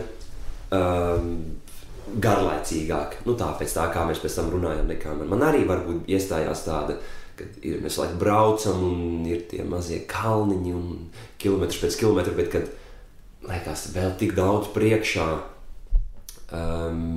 Bet noteikti grūtākais visā tajā procesā bija tā mentāli to pārvarēt, jo tieši tā negulēšana, tas bija tas grūtākais, tāpēc, kad izturēja tās 60 stundas ar tādu, ka tev visu laiku ir jābūt tādā alert stāvoklī, ka, tomēr tev jākoncentrējās, tu nevari, un arī tad jārunā, priekš kameras kaut kas jārunā, un tu jūties pilnīgi tik ļoti nogurs, un brīžiem tu nesaproti, ko tu vispār saki.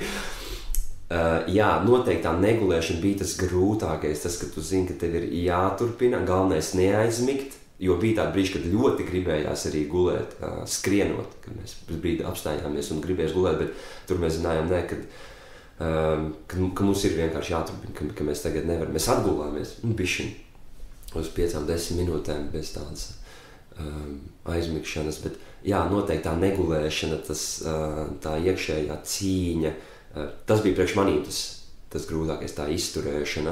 Lukasam droši vien, kad mainījām, viņam, manuprāt, grūtākais bija tieši tas skriešanas posms. Skriešanas posms, es tā domāju, sevišķi varbūt tie pēdējie kilometri varētu, kaut kur sākot no varbūt pusceļš, kaut kur no pusceļa līdz tam. Tas ir tas, kur tiešām iestājās, tas kājas palika pilnīgi stīvs, jo nokāpjot no riteņiem, mēs abi jutāmies tiešām fantastiski. Tā, kad mums likās, viss ir, mēs varam mierīgi skriet. Tā kā mainījās, man, protams, arī bija grūtības, un arī 20 km pirms paša finiša es arī izvēmos. Tā bija vienīgā reize, bet ļoti ātri un ļoti tā, vienkārši man palika ļoti slikti, pēkšņi, arī no tā paša proteīna batoniņa, un es vienkārši ļoti ātri izvēmos un viss, un atkal, esmu atpakaļ.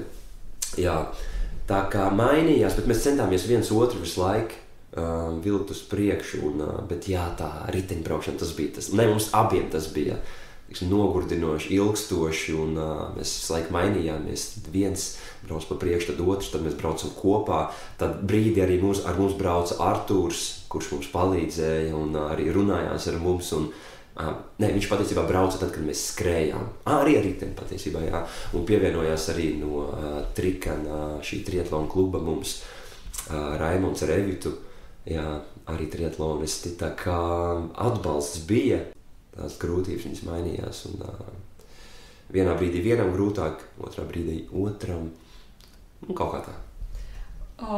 Kā bija ar tieši to jūsu tandēmu? Vai sanāca tiešām, kā tu saki, jūs trenējāties, lai pielāgotos viens otru tempam, vai tas vienmēr strādāja, vai jūs tur runājāt pa ceļam, vai tu saki, viens pa priekšu, viens aizmugurē, negribas runāt, pastāst par to? Principā jau mēs jau zinājām, apmēram, kādā tempā mēs peldēsim, kādā tempā mēs brauksim, arī kādā skriesim, plus mīnus, ne jau vēl tās 10 stundas. Bet tas jau vairāk, tas tur cits tās. Tas tur tā, tas būs lietas, ne? Tas bardaks, mēs to. Bet, izdevās viss peldēšana. Mēs peldējām vienā tempā, plus mīnus jau zinājām, kā būs. Nebija tā, ka viens skrien pa priekšu, jo mēs zinājām, ka mēs peldēsim mierīgi.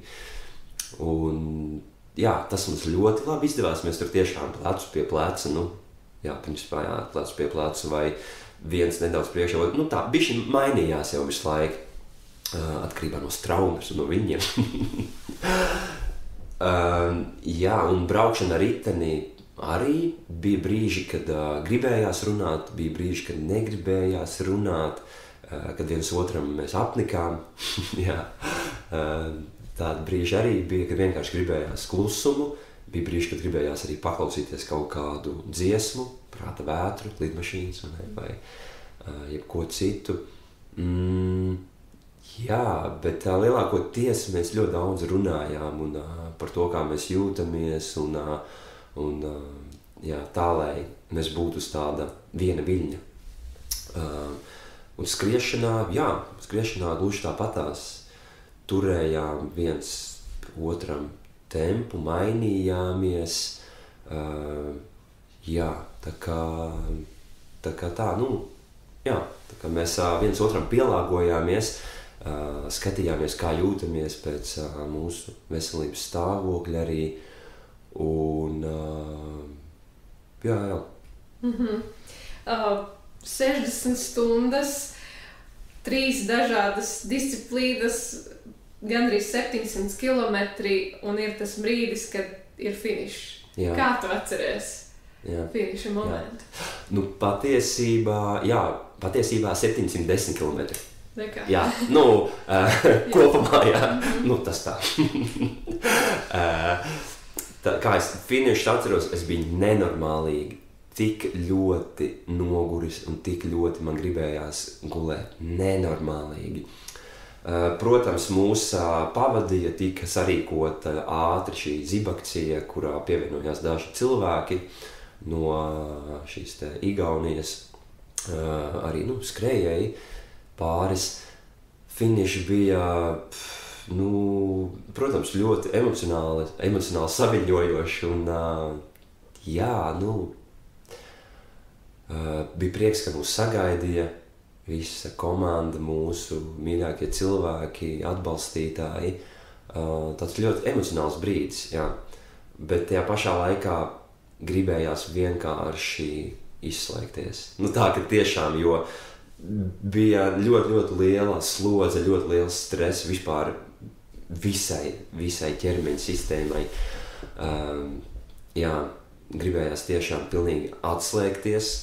Un ieskrienot šajā, finišā, šajā te laukumā, Ģediminas laukumā, bija tātad vēl neliela šī te saruna ar Vitautas vienu tātad garu ar šo cilvēku, kurš organizēja šo Baltijas ceļu Lietuvā no Tautas frontes, Lietuvas Tautas frontes, un tad viņš runāja, bet bija tā sajūta, ka viņš īsti varbūt, viņš zināja, ko mēs darām, bet bija tā sajūta, varbūt, ka viņš neapzinājās, jo bija grūti arī uztvert, ko viņš saka, tas prāta stāvoklis bija tāds, ka, bija nenormālīgākais reibonis, bija vispār grūti nostāvēt, iedomājies, ka pēc tā tik ilga laika esi skrējis, un tagad tu apstājies, un viss sāpēja, un bija tas baigā tuls, un bija uz kājas viena, un, gribējās vienkārši atgulties, un bija, wow, jā, bija eiforija, bet viņi uzreiz tā kā pilnīgi, pēc finiša tā kā uzreiz noplaka, un gribējās viss, tagad vienkārši lūdzu, es gribu vienkārši apgulties, es vairāk neko negribu apgulties, lai man tā kā nomazgāties.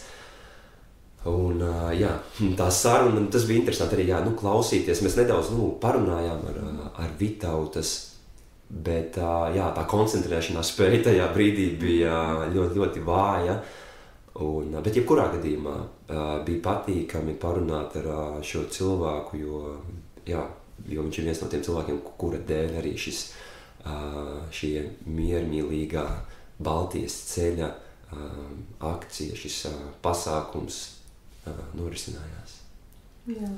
Tāds saslēgšanās ar sportisko un to pievienoto vērtību, to apakšējo domu. Jā, ķermenis tajā momentā pateica, tagad es atļauju jums 60 stundas darīt, tagad man vajag atpūsties, atpūtāties, izgulējāties. Kurā brīdī varbūt nāca tā apziņa par to, kas ir izdarīts, tās sajūtas, emocijas droši vien pēc tam, kad ķermenis bija atpūties. Kā tu atceries? Jā,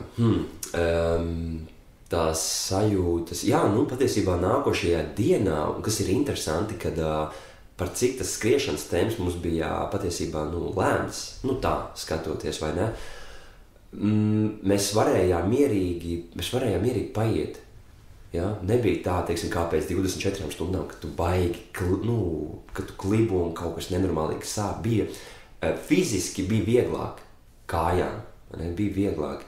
Bija grūti, protams, sāpēja, viss jau bija nenormālīgi, protams, viss bija ļoti piensīts, pilns ar pienskām, gribējās, lai kārtīgi izmasē un tā, bet tā sajūta jau nākošajā rītā bija, vēl aizvien bija tāds dullums, bet tas miegs, wow, jā, mēs pamodāmies un gribējās ļoti ēst, kas ir ļoti labi, jā, kad bija tā pazīme, ka, wow, es esmu ļoti izsalcis, man gribās kārtīgu ēdienu. Un, jā, patiesībā mēs jutāmies ļoti labi un skriet mēs nevarējām, mēs pamēģinājām dažas soļus, bet jā, īsti nevarējām un jā, un tā sajūta, viņa jau saglabājās tā, kad likās, ka tu esi wow, kad jā, mēs esam to paveikuši un tādā, varbūt tajā brīdī vēl tu tā kā īsti neapzinies, tu vēl aizvien esi tajā tādā ļoti pacelājošā stāvoklī. Pēc tam tas kaut kā viss sazemējās, piezemējās, un tad tu tikai saproti, ok, tā es tik daudz laika ieguldīju tajā treniņos, tagad es izdarīju to, un tagad es tagad jūtos, tā, un kad tu jūti, ka tu atjaunojies. To varēja ļoti just, jā. Kad, pagāja vairākas dienas, kamēr gribējās atkal vispār braukt ar riteni vai skriet, jo tieši, jā, tā mentālā slodze, tas, ka tu biji tik ilgstošu laiku koncentrējies, tas bija tas, un arī, kad uzreiz negribējās pēc šī triatlona ilgstošā, negribējās uzreiz nākošā vai aiznākošajā dienā tur iet skriet, jo pirmkārt ir tas, ka ļoti gribējās gulēt. Es atceros, es pēc tam ļoti daudz visu laiku gulēju, man gribējās katru dienu, taisīt, pagulēt arī pa dienu, un vienkārši ēst un gulēt un pilnīgi tā kā būt, atslēgties, būt mierā, nedomāt par to un nomierināties, jo tā bija tiešām ļoti lielākā slodze līdz šim, ko es jau biju uzlicis. Jā. Ir diezgan liela laika posma, jūs gatavojāties tam visam. Tas mērķis nospraust, tad pats 60 stundu piedzīvojums, ļoti liels fokus uz kaut ko konkrētu. Un kā tu atceries, vai pēc tam bija vairāk tukšums vai piepildījums? Jo it kā viss ir izdarīts, viss ir beidzies. Jā. Un šī ir tā sajūta, droši vien, kas mani un arī pārējos ultrasportis noteikti pārņem pēc šī te, kad jā, ir tāds, tā kā tu, no vienas puses ir piepildījums par to, ko tu esi izdarījis, jo tu zini, kad ir šī tā eudemonijas sajūta, ka tu esi tajā stāvoklī, ka tu esi tik ilgstoši gatavojies un tu to esi izdarījis. Un jā, bija no vienas puses, tā kā ir izdarīts, ko tagad, kā jau vienmēr tas jautājums, ko tālāk tagad darīt, kad ir jāatrod kaut kas nākošais, bet tajā pašā laikā ir piepildījums un ir vēl aizvien ir piepildījums, bet varbūt ne tāpēc, ka tas ir izdarīts vai tā, bet tāpēc, ka tas viss turpinās, nekas neapstājās, tas viss, viņš vienkārši tā sajūta, viņa plūst un tie treniņi, varbūt tie treniņi tagad nav tik intensīvi un tagad es negatavojos kaut kādam nākamajam lielam, droši vien, ka gatavojos, bet vēl nezinu kam, bet īstenībā tas viss turpinās. Vēl aizvien ir tā sajūta, kad es esmu harmonijā ar sevi, es jūtos iekšēji piepildīts, iekšēji ārēji realizēts, un tā ir tā sajūta, jā, kas to ikdienu, kas ir vajadzīga ikdienā, lai tu justos tā kā, jā, harmonijā ar sevi, un jā, varbūt bija kaut kāds, uzreiz pēc bija tas brīdis, un mēs ar Lukas runājām, un tā kā, ko tagad? Tagad vai kaut ko vēl, tagad vai kaut ko lielāku, tagad vai kaut ko wow. Bet nē, gribās, lai tā sajūta, lai viņa atnāk par kaut ko citu dabiski pati, un tā noteikti būs. Jo tad, kad pat neapzinoties, tu kaut kam gatavojies, tā vai ne vienkārši trenējies ikdienā regulāri, pat ja nav vēl nosprausts kaut kāds mērķis, ļoti bieži sanāk vienkārši pievilkt cilvēkus, tieši tāpēc kāds notika ar ultramaratoniem, vai ne, ka tu aizies kaut kādu pasākumu un tur, piemēram, Matīs Vecagars vienkārši piedāvā, tev, varbūt tās tu gribi pamēģināt kopā ar mums noskriet 24 stundas. Ok, kāpēc gan ne? Un tieši tāpatās, ja tu ikdienā tā kā gatavojies, pats vēl nezinot kam, labāk, ja tu zini kam. Bet dažkārt ir tā, ka tu vienkārši esi uz tajā flow stāvoklī, kur tu zini, kad tu pievilksi, vai nu tu izdomāsi, vai atradīsi to, kam gatavoties. Un, bet patreiz es ar to nesteidzos, jo tas ir izdarīts, es vienkārši vēl aizvien turpinu trenēties. Tā. Ļoti labi, ka tu to pieminēji, jo mans uzskats arī, ka nevienmēr vajag trenēties visu laiku kaut kam jaunam, lielam. Ir svarīgi arī šie brīži, pirmkārt pašam saprast, ko tad es izdarīju, ko es darīšu tālāk, un arī pat nedomājot par to tālāko, vienkārši atgūt to skriet prieku, prieku braukt ar velo. Absolūti, un patiesībā ilgāku laiku pēc šī Baltijas ceļa es nebraucu ar riteni. Es nezinu, kāpēc. Vienkārši nebija. Man gribējās peldēt, gribējās skriet, bet Lukasam arī tāpatās bija. Ne? Mums abiem diviem, jo acīm redzot, tie kilometri, tas laiks, kuru mēs braucam, viņš bija tiešām ilgs.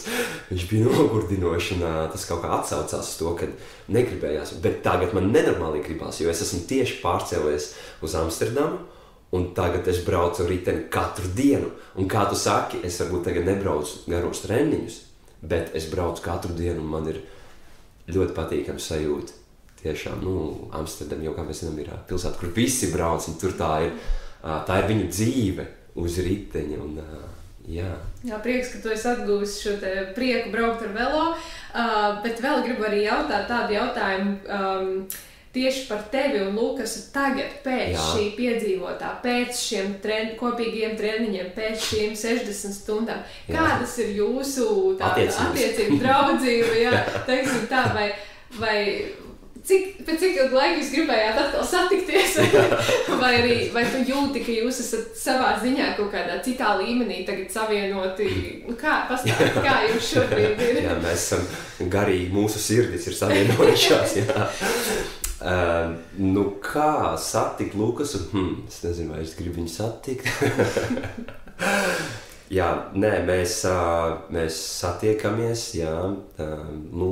Lukas vairākas reizes pēc šī Baltijas ceļa. Lukas teica, ka es viņam pietrūkstu. Viņš teica, tu man pietrūksti. Un es teicu, tu man arī. Tā arī ir normāli, jo jūs tik ilgu laiku pavadījāt kopā. Un tā arī, protams, tā ir pozitīvā ziņa, ka nevis viens otram tur līdz brošai. Tieši tā, mēs pieradāmies pie otru, mēs iemācījāmies viens ar otru sadzīvot, pieņemt viens ar otru. Man bija jāpieņem viņu tādu, kā viņš ir, gribot, negribot. Un, bet patiesībā ļoti forši, jo tāpēc, ka tā ir tas viss process, tas, ko mēs iegūstam galu galā no šī visa, kas ir tas paliekošais, ir tā draudzība, tas, ka tu esi nodibinājis ar cilvēku attiecības, un tas ir tas paliekošais. Tā ir tā sajūta sirdī, kad tas ir tas augstākais, kas vispār var būt. Tās attiecības, kas tev ir ar to cilvēku, jo viss pārējais, materiālais vai tas, ko jūs esat izdarījuši, tas kaut kādā brīdī aizmirsīsies, bet tas piedzīvotais un tas kontakts, ko esat nodibinājuši arī ar tiem pārējiem cilvēkiem, tas ir tas paliekošākais. Un patreiz ir tā, ka mēs, par cik es biju tieši tagad aizbraucu uz Amsterdamu, tad mēs tagad neesam satikušies, bet mēs sazvanamies, sarakstamies, apdeitojam viens otru par to, kā mēs par mērķiem. Protams, mēs runājam par nākošajiem mērķiem, kas varētu būt, kādas ir idejas. Tā kā ir vēl aizvien, protams, mēs uzturam kontaktu un ļoti, ļoti draudzīgu un tā kā tas jau ļoti dabiski un ļoti, ļoti naturāli un noteikti tā arī būs, jo tad, kad tu cilvēkā atpazīsti tās vērtības un tu redzi, ka šis cilvēks, viņš ir gatavs pārkāpt sev pāri, viņš ir gatavs darīt kaut ko, no kā viņš baidās. Un tas ir tas, kas ļoti, kas mani, piemēram, uzrunā. Jo es redzu, ka cilvēks, viņš no tā baidās, viņš to nav darījis, viņam liek, viņš nezina, vai to var izdarīt, bet viņš ir gatavs to darīt, viņš ir gatavs ieguldīt tajā laiku. Jā, tad tas uzreiz dod tādu, gribās ar šo cilvēku pavadīt laiku, jo viņš ir gatavs pārkāpt sev pāri. Viņš ir gatavs augt un attīstīties, un tas ir tā sajūta, ja cilvēks grib progresēt, tad man personīgi vienmēr šī sajūta pievelk, tāpēc, ka mēs jau visi vēlamies progresēt, bet svarīgi ir atrast tos cilvēkus, kuri arī ir uz tāda līdzīga viļņa. Tā kā mēs esam čomi, draugi. Ar jums viss ir kārtībā? Jā, viss ir labi. Iesim rīt skriet. Izcili. Ko es gribēju noteikti pieminēt šajā sakarā, man ļoti vienmēr paticis teikt to, ka skriešana iet roku rokā ar labdarību, un arī šis te lielais piedzīvojums bija saistīts arī ar labdarību. Pastāsts par šiem te krakliem. Jā. Tātad jau pašos pirmsākumos rakstot šo projektu, mums bija tātad šie mazākie mērķi, kurus mēs arī gribējām iekļaut. Un viens no tiem bija izveidot tātad palīdzību Ukrainai. Kaut kāda veida, teiksim, vai tur finansiālu, vai kaut kādā veidā viņiem palīdzēt. Jā, un tad par cik mums izdevās piesaistīt šo latviešu sporta apģērbu organizāciju Mintprint, kuri mums ražoja šos sporta apģērbus ar unikālo dizainu. Tad ar viņu palīdzību un, protams, arī ar Tavi draugi organizācijas palīdzību, kas ir tātad Ukrainas atbalstošā organizācija, kura palīdz Ukraiņu ģimenēm, teiksim, gan arī karavīriem, ļoti plašai vispār Ukrainas karam, tā varētu teikt, Ukrainas atbalstam, nevis karam. Saistībā ar viņiem, pateicoties viņiem, izdevās sakontaktēties, uzrunāt viņus un nevis pārdot, bet pa ziedojumiem cilvēkiem nopirkt šos kraklus ar šo unikālo Baltijas ceļu dizainu, ar Ukrainas karodziņu. Tātad šeit, kas ir... ko mēs gribējām darīt, lai mēs kaut kādā veidā atbalstītu šajā te laikā Ukrainu, tāpēc, kad arī šis te Baltijas ceļš jau pats par sevi tika rīkots, tāpēc, lai mēs būtu brīva valsts, 89. gadā. Un tieši tāpatās Ukraina tagad ir tajā stāvoklī, kad viņi par to cīnās, un tas ir tas mazākais, ko mēs vispār varam darīt, kaut kādā veidā atbalstīt Ukraiņus, un tad mēs izdomājām, ka mēs šo kraklu palīdzību, ziedojumu palīdzību, kad atbalstīsim Ukraiņu bērnus, Ukraiņu karā cietušos bērnus, jo tas mums pašiem vienkārši arī deva tādu, mēs sapratām, ka tur ir jābūt kaut kādai pievienotie vērtībai. Tas nevar būt par to, ka mēs tagad noskriesim Baltijas ceļu, bet ja tur ir šī te pievienotā vērtība, kas reiz daudz vairāk atsaucās vispār sabiedrībā, un tas ir tas, kas mums ir jādara, mums ir jāatbalsta, mēs nevaram vienkārši stāvēt rokas malā salikuši, stāvēt malā. Tā kā tas ir ļoti svarīgi, un tā kā mīļie draugi, droši Tavi draugi.lv, droši visiem, kuriem ir iespēja un vēlme, droši ieskatāties tur un varēsiet atrast unikālus sporta kraklus ar Baltijas ceļa karogiem. Un šī krakli ir sportošanai ļoti kvalitatīvi, viegli, maigi, patīkami. Tā kā droši ziedojiet un palīdziet Ukrainā cietušajiem bērniem. Tieši tā, un es ceru, ka šos krekliņus es redzēšu tikpat bieži, kā es redzu arī to, ko tu šodien uzvilci ultratakas krekliņu šī gada. Es esmu vienkārši sajūsmā, kur tikai es neredzu cilvēks ar šiem krekliņiem, un uzreiz zinu, manējie. Tas ir tiešām ļoti, ļoti jauki, jo arī iegādājoties šos te kreklus, tos, ko tu pieminēji, tātad izdaram labu darbu ziedojums Ukrainai. Un tieši mēs jau vairāk kārt esam runājuši par šo te piepildījumu. Tas, ko jūs izdarījāt sportiskajā ziņā, ir viens, ja tas kaut kādā brīdī ieslēgs to tukšumu, tad šis piepildījums, šī filma, šī labdarība un vēl daudz kas, ko jūs papildus paveicāt, noteikti būs tas, kas piepildīs vēl ilgi un ilgi, un ne tikai jūs, bet arī visus tos, kas ir vai noskatījušies, vai es gribētu arī ticēt, ka tie, kas noklausīsies šo epizodi, arī piepildīs un iedvesmosies. Un jau pavisam sarunas izskaņā es tev gribu jautāt varbūt tādu filozofiskāku jautājumu, bet arī tīri no tavas pieredzes, kas tad raksturo ultramaratonistu? Ar ko ultramaratonists atšķirās no tāda cita cilvēka? Es domāju vienkārši ar tām īpašībām, ko viņš ir attīstījis. Tas ir tās rakstura īpašības kā neatlaidība, disciplīna, tiecība, prieks, droši vien, tāpēc, ka visi tie, kas ir šajos te sporta veidos, ultrasporta veidos, šie te laimes hormoni, visi, kuri mums ir pēc šīm garajām distancēm, tas vienkārši tevi padara laimīgāku, piepildītāku, tu spēj labāk koncentrēties, tu spēj darbus veikt vieglāk. Arī, ja dzīvē kaut kas notiek, tu visu ņem vieglāk. Kāpēc?